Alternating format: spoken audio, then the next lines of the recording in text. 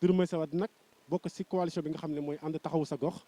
ñëw fii déjà am benn impression bi nga xam ne am na ko par rapport ak vote yi comment ça se déroule ici Doudou Maïssa ñu ngi leen nuyu ginnaaw bañ la sargalee di la laaj par rapport ak sa impression ci vote yi nga xam ne entamé nañ ko déjà. waaw merci waa Ndam TV donc man Maïssa Doudou Wade nekk plénipotentiaire de la coalition de l'espoir coalition taxaw sa gox man maa ñëwoon ci école imprimerie donc en tant que candidat donc à la ville ma ñëw xool situation bi xool si toutes les dispositions ont été prises pour que le scrutin se déroule normalement donc ñëw naa fi gis naa bon ne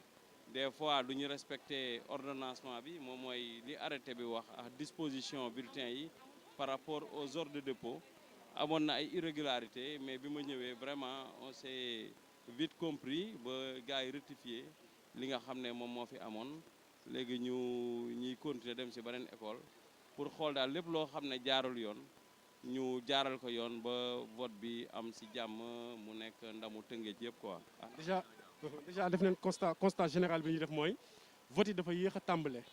est-ce que loolu tamit par rapport ak yow du am ay risques. waaw am na ay risques mais les risques sont partagés bon seulement am na benn incident bu malheureux boo xam ne dal na ma bi ñu demee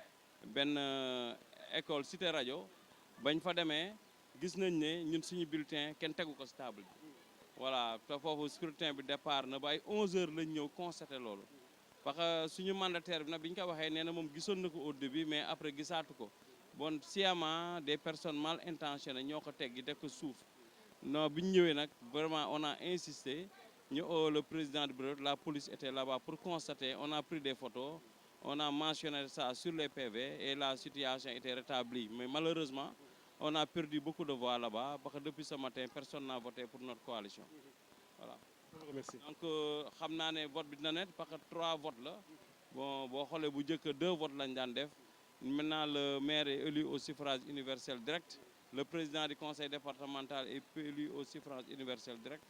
donc léegi 3 votes yu séparés la donc loolu day gën a alourdir procédure bi